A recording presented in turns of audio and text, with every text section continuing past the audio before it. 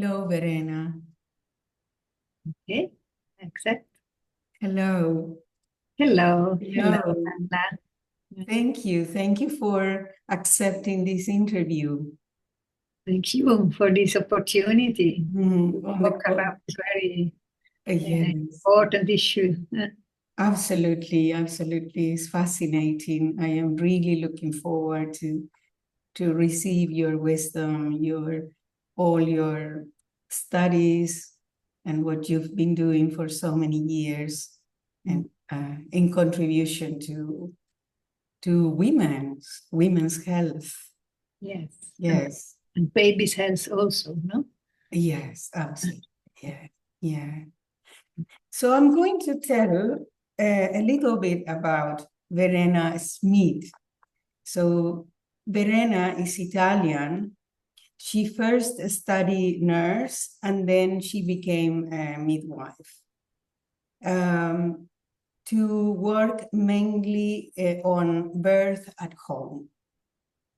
She founded a school in Italy in 1998 in Florence, where she has been contributing with a new approach and an elemental school of midwifery art, a non-medical approach to care. So this is a new systemic approach that she is going to tell us more about, is called psychoneuroendocrino-immunology systemic approach. She has been teaching in many countries, mainly in Europe and South America, on the topic, the care of women's health and babies. And that brought her to Amsterdam, where she learned and then came back to teach the midwifery art. She has written 7 books, and that all can be found in Amazon, but also in the website that I will mention on the description of this video. So her books are The Essence of Childbirth, Life Journey and Resources, About Physiology, Birth Pain, and then 4 other books that at the moment are written in Italian language, but they will soon be available in English, we hope so. Yeah. Yes. So a free translation to the books are Health and Childbirth. Another book is The Desire to Give Birth, Home Birth and the Criteria of Safety and Quality, and the 7th book, Mother as an Adult. The name in Italian is Mamma Grande. So she has been actively collaborating and working for women and children for 30 years. She founded and guided also a magazine for midwives. This is in Italian. One of the magazines is called Donna e Donna, the Journal of Midwives, that now will be available in English under the name Archimetra. Yes. Yeah. So this is an international review on salutogenesis, and this will be digitally published soon in English. I will post in the description of this video, of this interview, I will post her email, her Facebook, and the link to the schools and the magazines for those who want to know more about Verena. Mm-hmm. I am missing something of the description, of your description. Have I covered everything?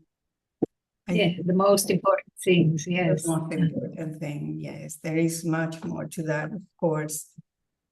So the first question, Verena, is why did you choose home birth? Also, when I was working as a nurse in hospitals, I was not comfortable with the medical model of care, also for illness, for ill people, because it was too mechanical.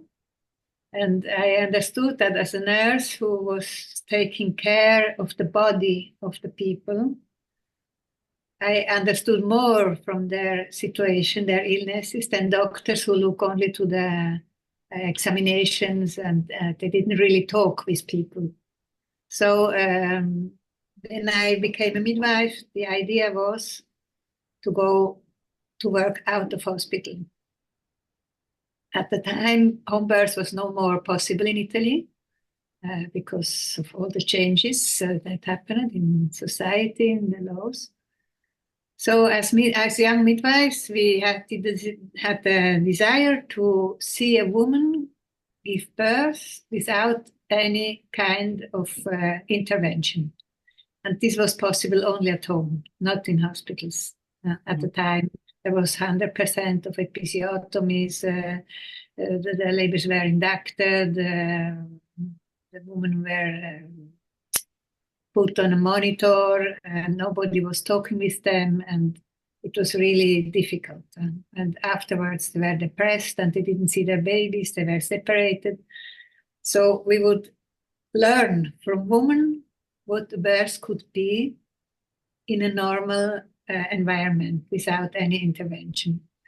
And so we found we were a little group of midwives, and we found some women who wanted to make this experience, and this was really, really different. Every labor, every story of a birth is different. And so we could see that how a woman gives birth depends strictly of how she is, how her life is, how her environment is, how she stays with her partner, how the relationships are. And this can open up a woman to birth or close her to birth. And so we have easy or difficult births. That depends on the emotions, on the relationship, on the environment. And from there on, we started to study how to understand better what is going on in the body. We started by observation of the body, what is happening in the body. And from there, the questions were, why is it happening this way? Or why the baby doesn't engage in the right way, or why the woman doesn't open up or dilate. And from there, I was searching for theoretical models that could explain this. So I came to the psychoneuroendocrinoimmunology. That is a systemic approach. That means that all systems work together in the body, not only the physiological systems, but only the emotions and our mind.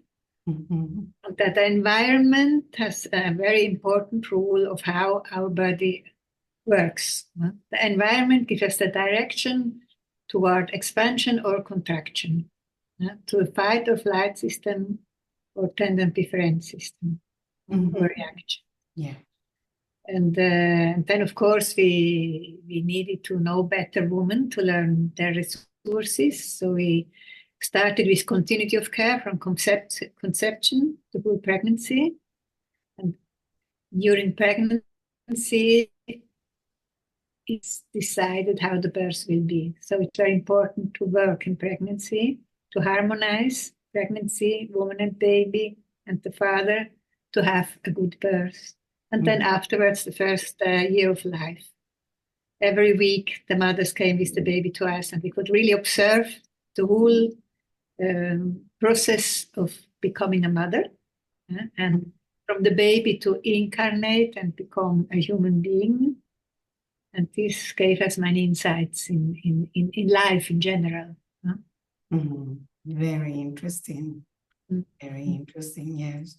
And what was probably the correlation between difficult pregnancy or difficult relationships would be very linked to a difficult birth? Like if the mother was having difficulties with the partner, with the family, or struggling, probably the moment of birth would be much more difficult. This is possible, but also the opposite is possible. Sometimes in pregnancy, you go through a kind of labor, no? Yes. With your relationships, with yourself, with your personal development. And if you have a kind of evolution in these problems, the birth could be easy, no? Yes. Yeah. So it depends where you are in the process, no?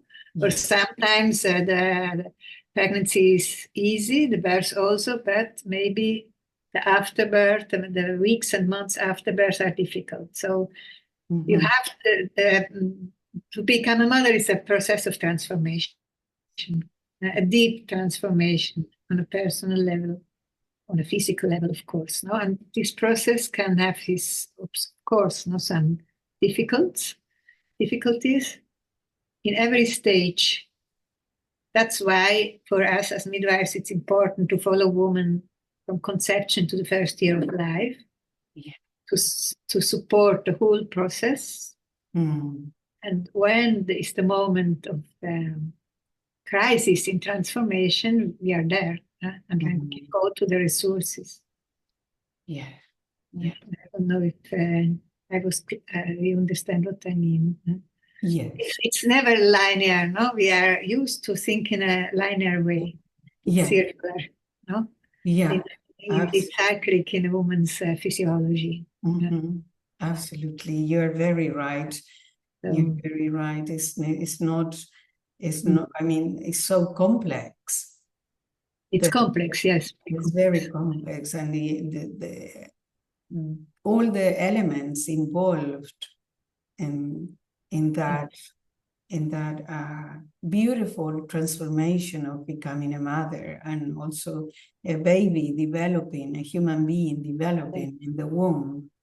Yes. And this is really something about salutogenesis, what I'm applying, that the process of becoming a mother, we said, is a process of transformation, of change. And in change, you have crisis, and the crisis needs adaptation. So if you help the woman to adapt, she comes back to health and to resources. But if during this crisis you do a medicalization, you stop the resources and you stop the transformation. So this is the main difference, maybe, of the medical approach and of the salutogenic approach. But the woman needs support in this adaptation. You know, she can't do it alone. Sometimes, yes, she can, but that's why midwives are important. No? We can be there, we know them, we are in a relationship, we know their resources, and it can help them to adapt to a new situation and to find the new resources. And so they go back to health. Yes, and knowing the woman in the process of transformation involves knowing the body deeply, in depth.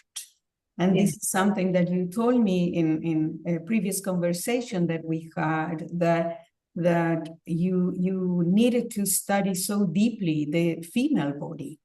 Yes. Yes, and know all the resources that the body has to help the woman physically to come into contact with those resources. Yes, because pregnancy and birth are physical events, very deep physical events, no? And we, not only we as midwives or doctors don't know the resources of women, but also the women have lost this contact and knowledge with their own biology and with their own resources they have with their strength, because it's a kind of strength, no? The woman body has more resources than the male body. This is true, not because they're better than men, but because they have to transform life in a body. And so their body needs more resources. And they are stronger than men in their physical resources. But we, as women, we don't know nothing about. Yes, no. And we are, because our emotions are so strong, then somehow we get lost in our emotional life, not using all the rest of our resources.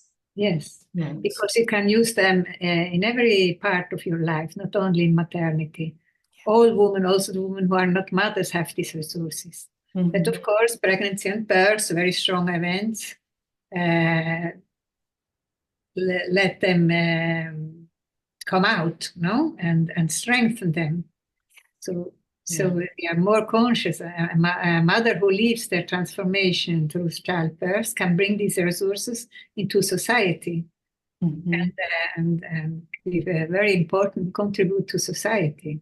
And women who go through birth, and birth with their own power, they are very strong. They come out with a big force, and that is something that our society doesn't want. But we as women, I think it's important to know this, that we have this potential. Yeah, absolutely. Yes, it's very important, very important. And I think that this could lead us to this second question, that is, what is the difference between home birth and medical birth, and what are the implications? Yeah, these are two different paradigms. The medical birth, today mainstream medical birth is in a materialistic and reductionistic, you say reductionistic? Yes. Paradigm. Yes. They see birth as a mechanical event. They see the woman only as a uterus who has to be emptied in some way. Very often they do it with cesarean section now.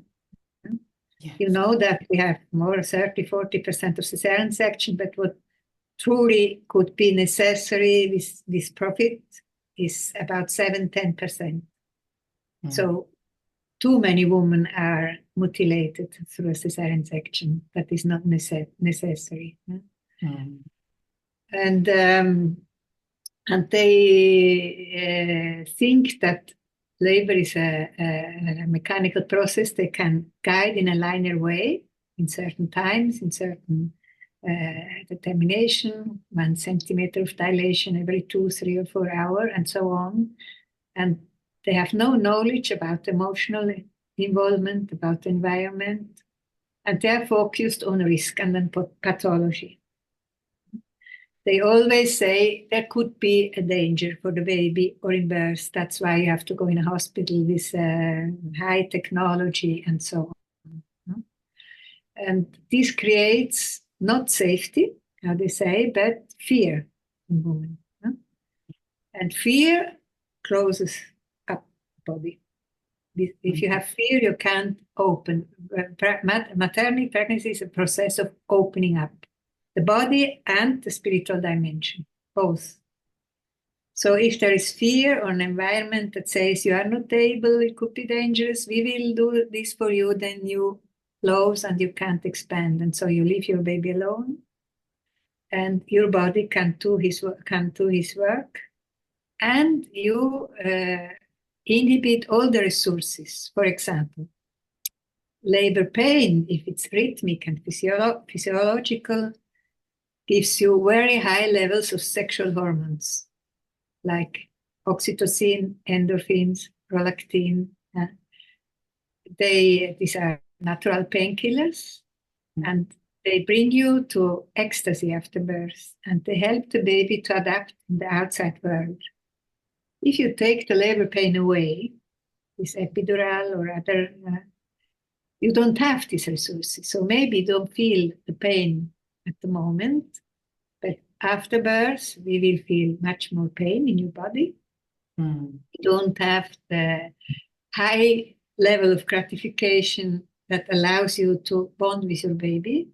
The baby doesn't have the hormones to adapt in the outside world to orient himself. So both feel a bit lost. Now the baby feels lost because he's not able to understand where he is. The woman feels lost because she feels empty and without any kind of gratification. And she can have problems with breastfeeding and so on. These are very common problems today, no? Yes. Where most women give birth in hospital, in the medical system. Because medical system can also be used in out-of-hospital births. In home birth, with the salutogenic paradigm, you have this approach to the whole person and to the environment together.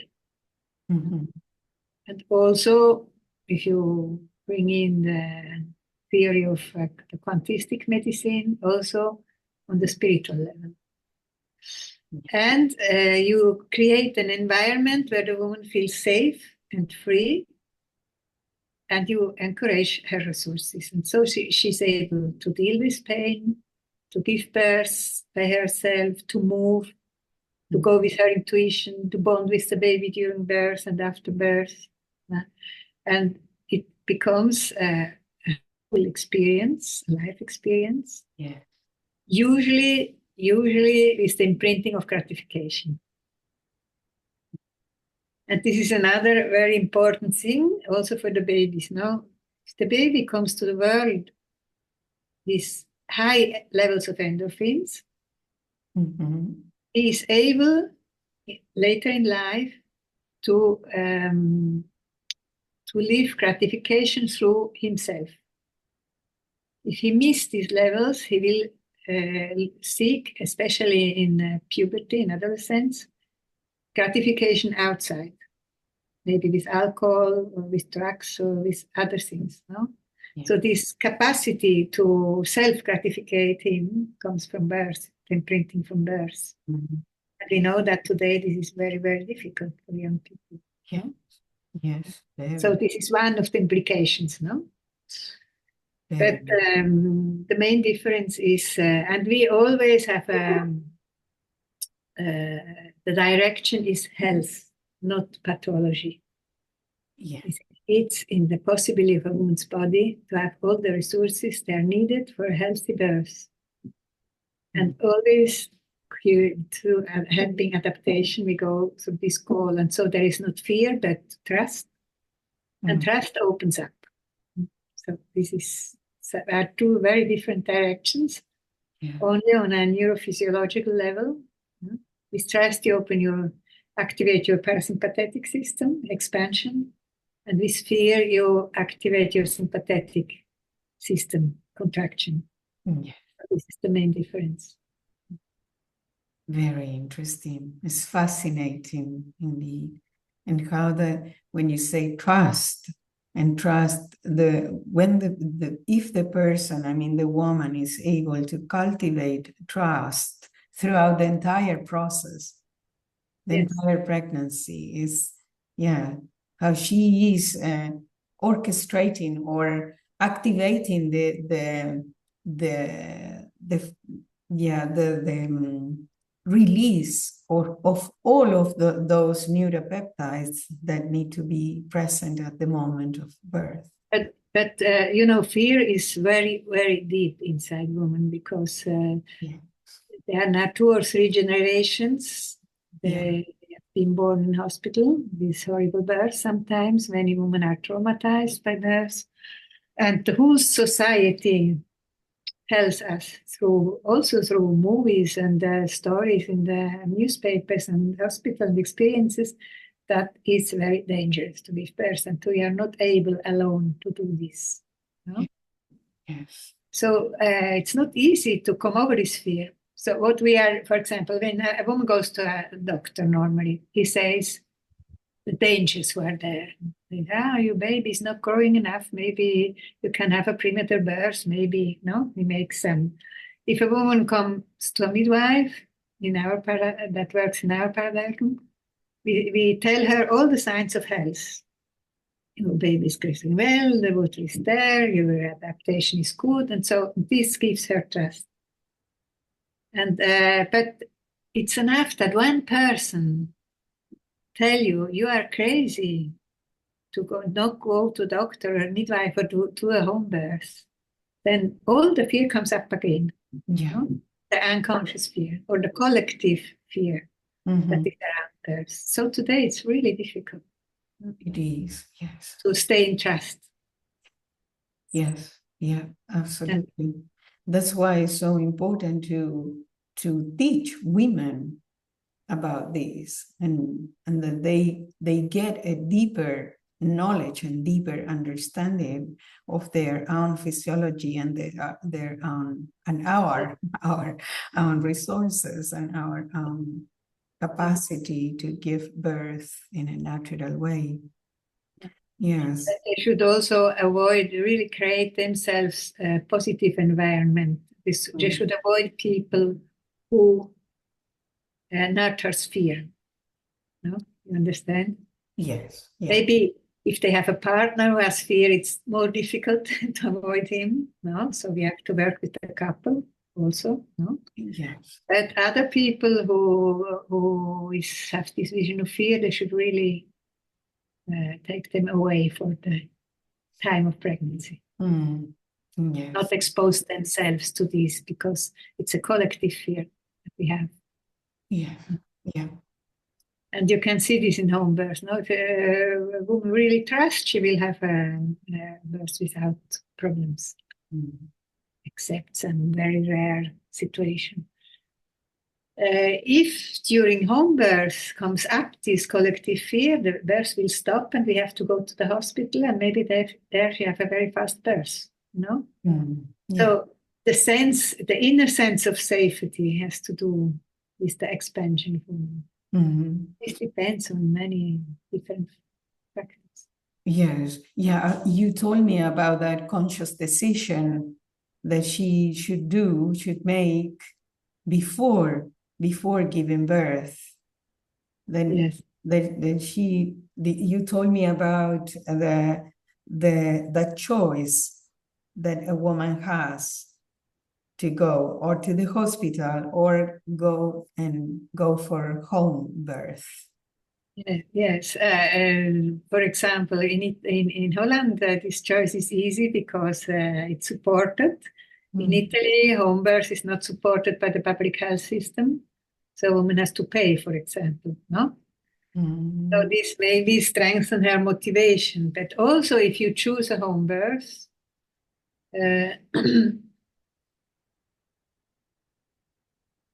because with your mind, with your heart, with your baby, I don't know, on different levels, no, you can do the choice. Sometimes the unconscious part of the woman doesn't agree with her choice of the mind. Yeah. So we need to work together with hospitals, of course, no? Because if this fear comes up and if a woman feels more safe in the hospital, which is right, that she goes there, because this is our collective concepts, and she will give birth there very well. Yes, yeah. This is the choice, but usually women don't make a choice. They go just their mainstream goes to the hospital because everybody says it's safer for you, no? And then they are not prepared to the fact that they are not supported in their resources. That's why they come out traumatized after birth. Yeah, yeah. And so many people with postpartum depression, so many women. Yeah. And we think this is normal, but it's not normal at all. No. In home birth, we don't see postpartum depression. Yeah. Probably it has to do with the fact that those hormones are not released at the moment of birth. Yeah. Yeah. Because of the also maybe the adaptation is more difficult. No? Yeah. You couldn't give birth with your resources, so also the baby can be more stressed. No, and when the baby is stressed, he will cry more. And it will be more difficult with him in the first days and the first times. Yeah. Also, the baby has to adapt. He makes a big metamorphosis also. Yeah. And he can be in crisis. Yes. Yes, absolutely. So then I think that this is, I mean, what you have explained us now has to do with what you are teaching at the school that you have founded. Yes, it's a school, a postgraduate school for midwives and other people who work around birth. No? And we teach them on one part what physiology is, what the physiological resources of women are, and how pregnancy and birth really works. Mm-hmm. And on the other part, we give them practical tools, clinical tools, to observe the resources in the body, to observe the functions in the body. You know, for example, doctors don't believe that, but we can, observing the body and the hormones, we can see which hormones are working, how the placenta works, how the baby develops, grows, and reacts, especially because we look to the reaction of the baby to his movements. And so we can do a very accurate diagnosis of health and some signs of risk of the end of pregnancy, for example, if she's really at the end or not. And also we teach them about the deep intuition that woman develops, and how to listen to women and how to bring out from them their intuitions, and how to harmonize the emotions, for example, through relaxation, visualization, body work with the couple. And also one very big focus is on the bonding with the baby, because if a woman bonds with her baby in pregnancy and she creates an active relationship, not only a biological relationship, but a conscious relationship with the baby, this will influence on the dynamic in birth. Birth is a relationship between mother and baby. Mm-hmm. Yeah. If this relationship is there before birth, birth will be more easy for the baby and for the mother, for both. Mm-hmm. If this relationship is not there, and today it's very difficult because women work the whole pregnancy, so they're out with their mind. You have the ultrasound to show you your baby from outside. Yes. This dispositive. The doctor tells you how your baby is. You are not educated to listen to his movements, who is what is doing in the womb. No. So in birth, it could be very difficult to be in this relationship. That it's why first babies usually have long labors. In home birth, normally labors are shorter than in hospital. Normally, there are also some long labors, of course, because the transformation process takes its time. And so this is this global approach. We call this, and give the midwives the tools to work with this. Concretely, also manuality, massage, how you can help the body to open up, and how you can help in difficult situations. And really, if you work with these tools, there are no complications in pregnancy. No preterm labors, no breech babies, no babies who don't grow. No toxemia, high blood pressure. We don't have these problems. Then, of course, at the center is dealing with stress. No? As I said before, pregnancy is a process of expansion, and expansion is opening up. And to opening up, you need a parasympathetic system and a sense of safety. And our society activates the sympathetic system. No safety, no trust, no relaxation, no rhythm in life. No, you have to work in a linear way. A lot of physical stress, no support, only the partner. In the past, women had very much support from a group of women, from the larger family, from other people, from society. They are alone now. So everything in our society brings them to close. So we teach midwives in our school how to activate the expansion system. and how to change from the contraction to expansion. And there you can see the miracles. Yes, miracles. Miracles. Yes. If you bring a woman from contraction to expansion, everything goes back to work. So this is the midwifery art. The art to go from contraction closer to expansion health. This is the deeper. Then are also, of course, other classes about other women's cycle, women's health, menarche, menstruation, menopause, and classes about how problem solving, how to communicate with women, how to techniques of relaxation, visualization, so things like this. Yes, fascinating. Really, it's fascinating. And always midwives who are educated at the university in Italy, no? They come to our school, they tell me, you are opening me a new world. This is a completely new world and something that I can really use to support women in their transformation. Yes. Yes, it's really beautiful, really beautiful. It's good.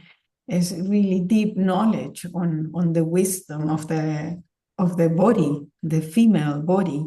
Yes. Deep knowledge and deep understanding of how the female body works and how it moves and how it interacts with the environment, with the community, with the baby when the baby is in the womb. Yes. Mm-hmm. Yes, it's beautiful, really. I'm fascinated by this. I think it's... Of course, this approach has been studied in the world now, researched, not as a salutogenic model, but as the midwifery model of care. And normally, midwives who give continuity of care are in this salutogenic paradigm. And it has been shown by the researchers that this is the safest model of care with the best outcomes, not the medical technology that hasn't changed the outcomes in the last 50 years. With all this technology, we have no improvement in the outcomes. But with this midwifery model, with this salutogenic approach, we have better outcomes and more gratification of women and fathers also, and babies, of course. So it has been shown that institutions are not ready to change. No? Yes, unfortunately. Yeah.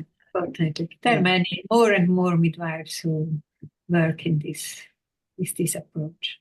Yes, I hope so too. And then, I mean, there are many people interested in that. Midwives and also women are much more inclined to go for that model, for that paradigm, and not for the medical paradigm. Yes, and it's interesting that. Sorry, now it's not only important for pregnant women, babies, fathers, they come to the world, but it's important for the whole life because it gives imprintings to the baby, also to the adults that change your life in a certain direction. So it's something that is important for the whole society, to change the paradigm. If we want to have different human beings, also more peaceful humans. If you come to the world and you are welcomed and you have your resources and your gratification, you will be more peaceful, less violent. This could be very important today to create. Absolutely, that's a fascinating point, and I think that brings us to the next question about the sacredness of pregnancy and birth, because you explained me about that when we met each other in the University of Oxford in that conference.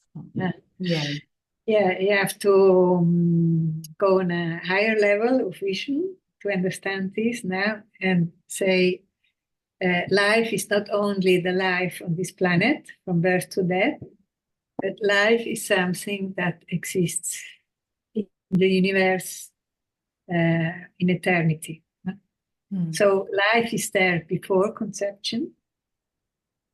The child who comes to the world communicates with his mother and sometimes with the father even before conception, and sometimes through dreams or through visions or intuitions. And sometimes he presents himself with his project of life. So this means that consciousness is something that exists before the baby has a brain. That's not a product of the brain. That's something that exists before and after life. And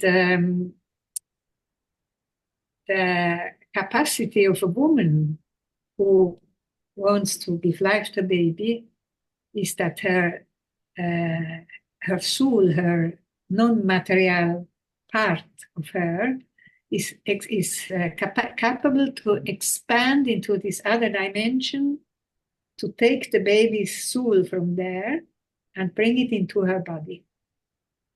And this is something that women tell me as soon as they are pregnant, they feel to be very full. Also, if the embryo is a very, very small thing in their body, no? Yeah. Because they receive the whole baby, they receive the whole soul of the baby in their body and soul. Yeah.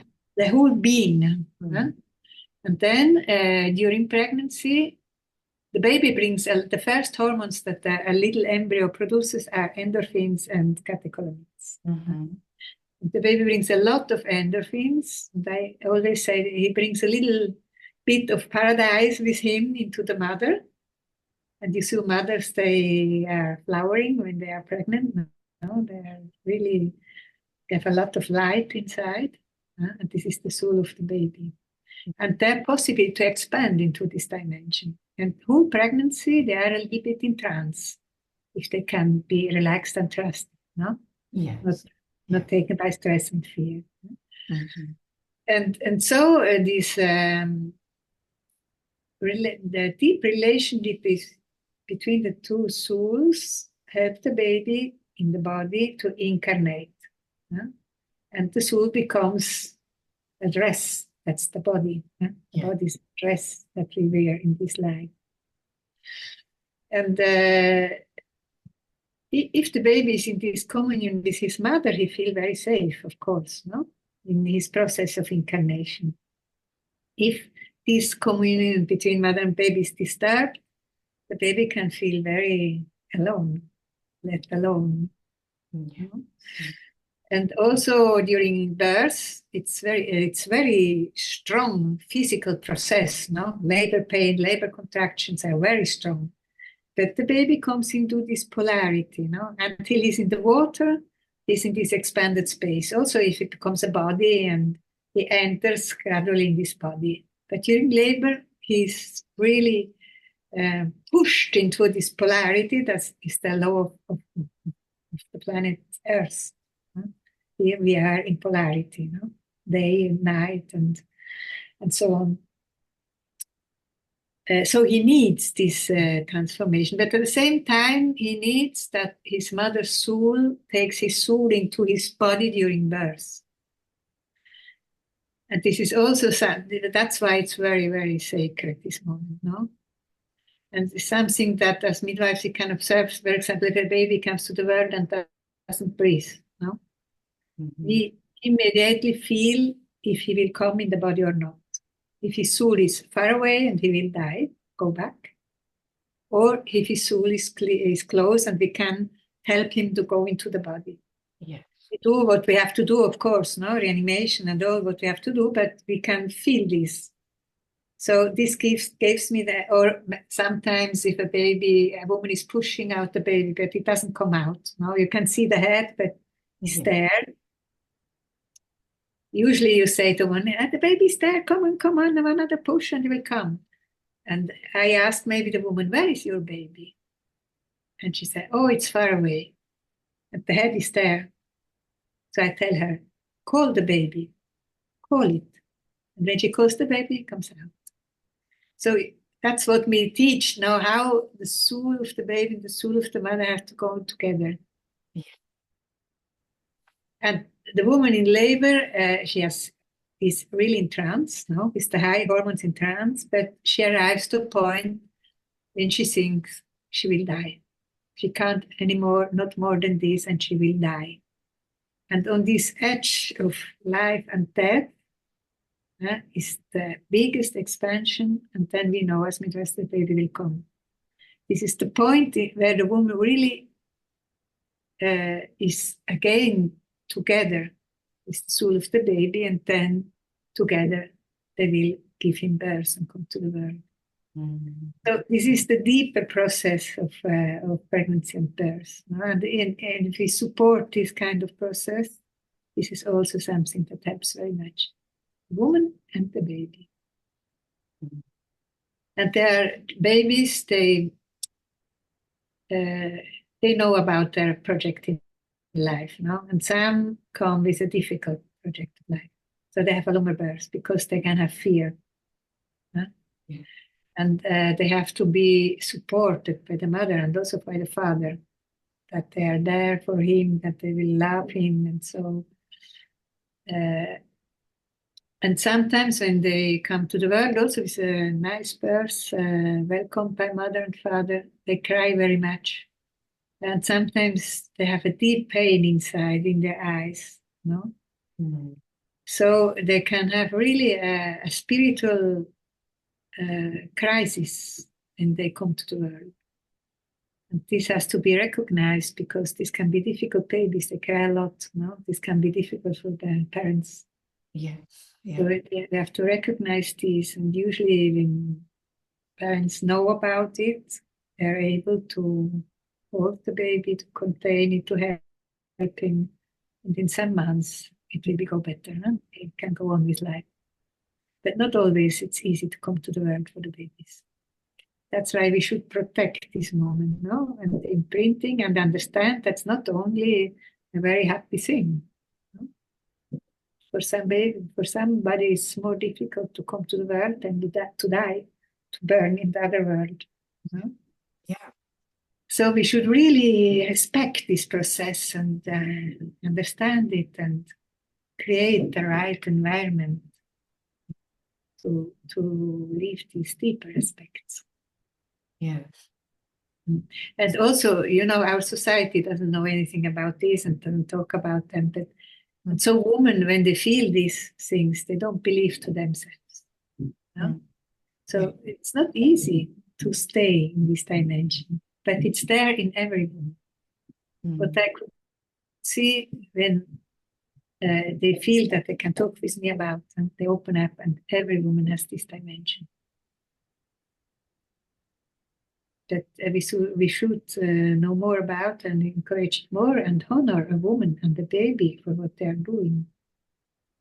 Yes, yeah, absolutely, absolutely. And I think it's what you say about the soul of the baby and that you can see through his eyes if the soul is in pain or not, and that traumatic moment. If that baby do not have the containment and the love of the mother, and the baby is taken to another room, or with the, I don't know, to be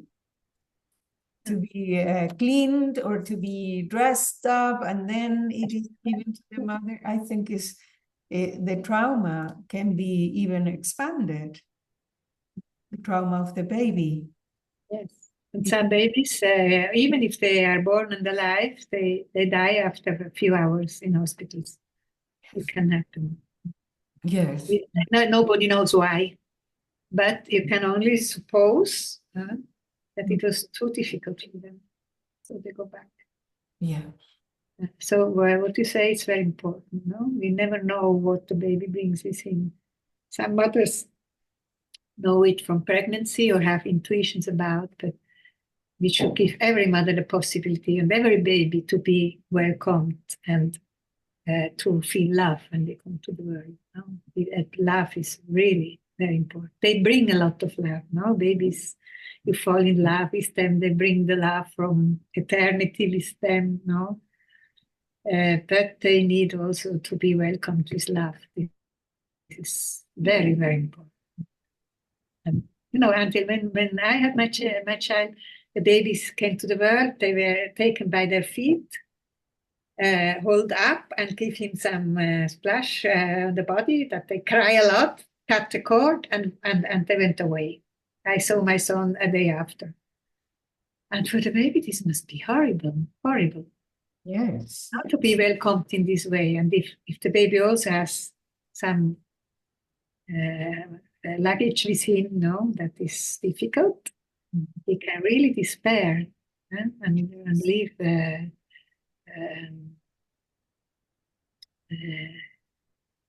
feel lost, really lost. No? Then he has imprinting of anger, violence. He doesn't trust to the world, to people. He mistrust, and it can be. It is a basic note of his being that he will bring with him the whole life. Yeah, the way I see it, I mean, the way that you explain it, it comes to me that moment is really a blueprint in the life of a person. Yes, it is. It is.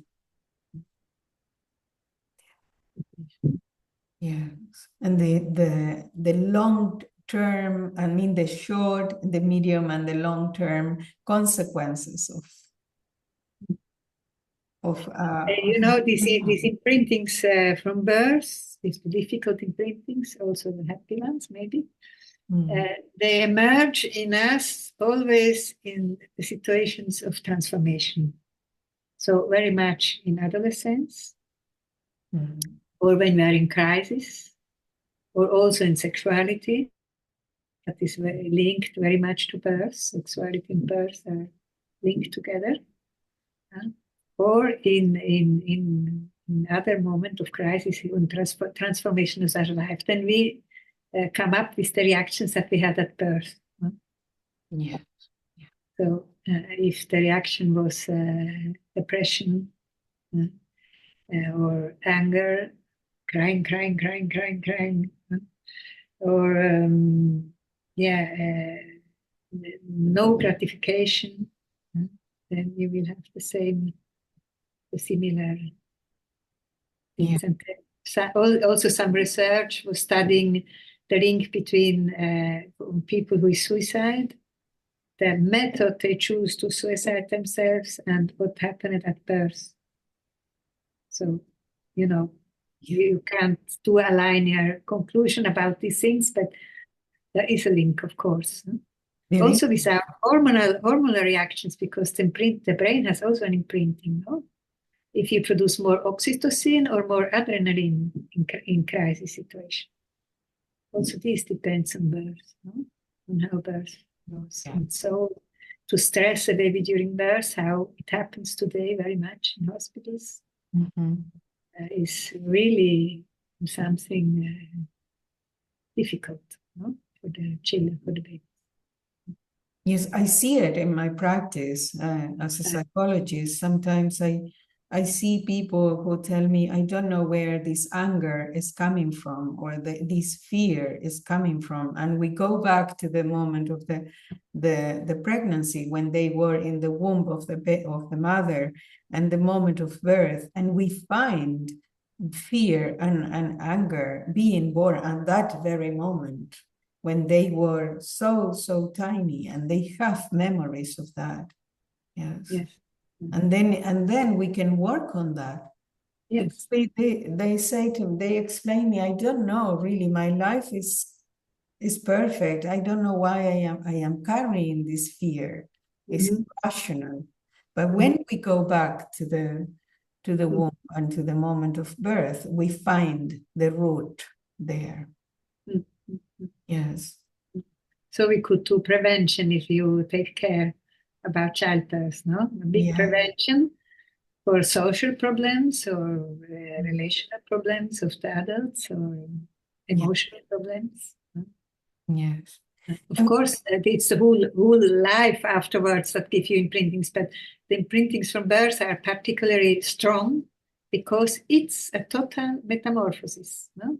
It's a moment of change with very high levels of hormones, so these imprintings are very, very strong.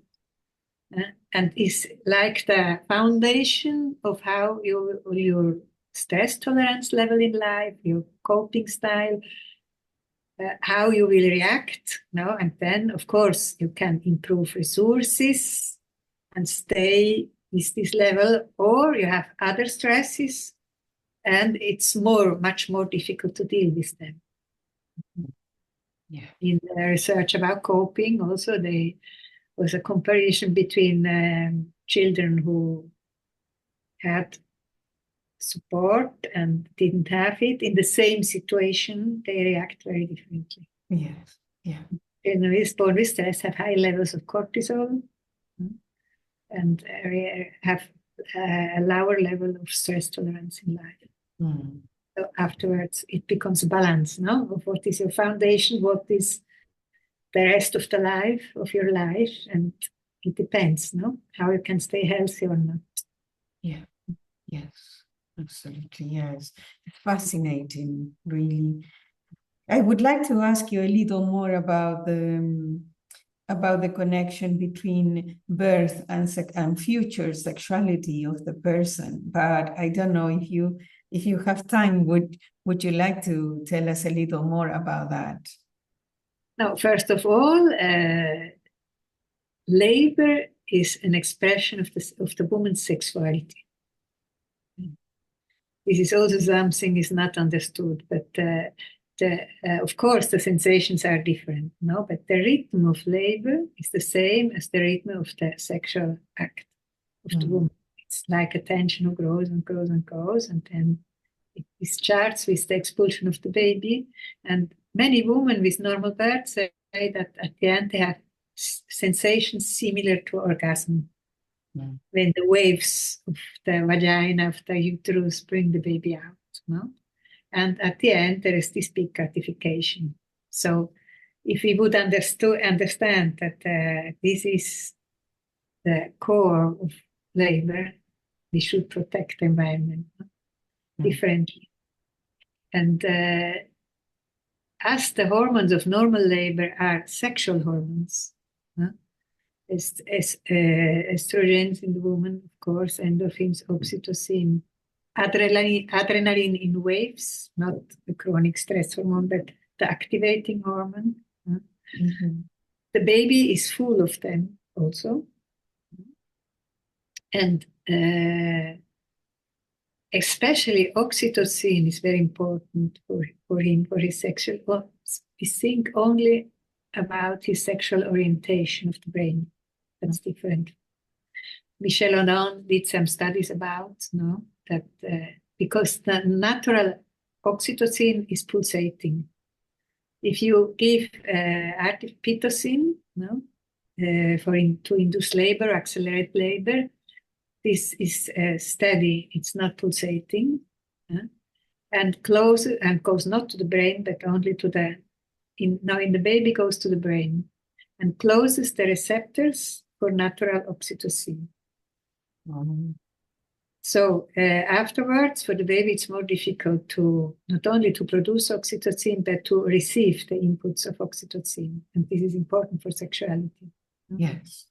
Oxytocin. So the pulsating effect of oxytocin is very important. And you have the same during breastfeeding. Because also with breastfeeding, oxytocin is activated in pulsations. And this nurtures the baby's capacity to feel pleasure, now to expand. And oxytocin and the relationship is very much linked. So you need relationship for sexuality and love. And this is a kind of predisposition how your hormonal system will work during your sexuality. I think today what I can see in the younger people is that there is much sex without oxytocin. Yes. No? Absolutely. That is called the hormone of love, the hormone of a relationship also. Yes. So sex without love, sex without relationship, it's not the same. Yes, no, it's not the same, and that's why for them it's so difficult to develop meaningful meaningful connections with Yes. people. It's very superficial. Yes. Yeah. Yeah. Fascinating, really. I think it has so many implications in Yes. the entire life, Yes. and so in all dimensions of life, Yes. and the development of the human being, the healthy psychology, a healthy hormonal system, I mean, a healthy sexuality and future relationships. And only our capacity of transcendence, no, to go in contact with the larger world, no, with the universe. Also, this capacity has an imprint in the universe. No? Yes. You can close this door through stress and anger and violence, or you can open it through love and welcoming and so on. And today we need this connection, otherwise this world is finished. Yes. Yeah. Yes, absolutely. We need to work on it and help people to develop that connection. I mean, to reconnect or to reveal the soul, reveal the light, and reveal that higher consciousness in living available for us. Yes. Yes. Yes. And I think somehow pregnancy and birth is a matrix of life. All the laws of life are set in there, no? And then after birth, just they expand and you leave it in this world. Mm-hmm. So if you take good care of this time, the child will have more potentials, no? Yeah. To know about the laws of life and to live in a positive way in this life. Mm-hmm. This is what I try to communicate, no? That it's not only a thing of the moment of pregnancy and birth, but it's something that affects the whole life and the whole societies also, no? How our societies are and how our connection with the planet, no? Connection with the mother is the connection with the planet. Planet, yeah. So also to have a more ecological mind and feelings, the trust in that the earth is nurturing us, no? To not destroy the resources, how we do with pregnant women, no? With the earth, with the planet. There are many similar things. How we treat women, we treat the planet. How we treat the mother, we treat the planet, no? Yes. How we treat babies. Yeah. So you can see many implications. Absolutely, yes. Very interesting, Verena. Well, I think we are arriving to the end of our interview. I really appreciate your time, your wisdom, and all the knowledge that you are giving to us. It's so important what you are doing, what you have been doing for so many years. Yeah. Now, so we will end also at the other end. Yes, thank you. Yes. So then I think we will need to find a way to do this interview in Spanish, but because I would love to bring you to Chile. Yeah, I know that you have been in Chile. Yes. It's a country I love very much, very much. I have a strong feeling with Chile. Yeah, so we will need to find a translator, because I hope that the universe help us to carry out. I mean, at the beginning, probably an interview in Spanish, and then make it grow and take you to teach and give us your wisdom in Chile. Okay. I'm not teaching anymore. Yes. I have my students that they can teach. Yes, or you're at a lecture, at least a lecture. A lecture. Yes. We'll see. Yes. Yeah. Okay, Verena. So thank you very much. Thank you, Paola, very much. Really, it was a pleasure to talk with you. Yes, thank you. For me too. So we will see each other soon. Okay. So, yes. Thank you, everybody who is listening. Yes, thank you. Okay, so bye-bye. Bye.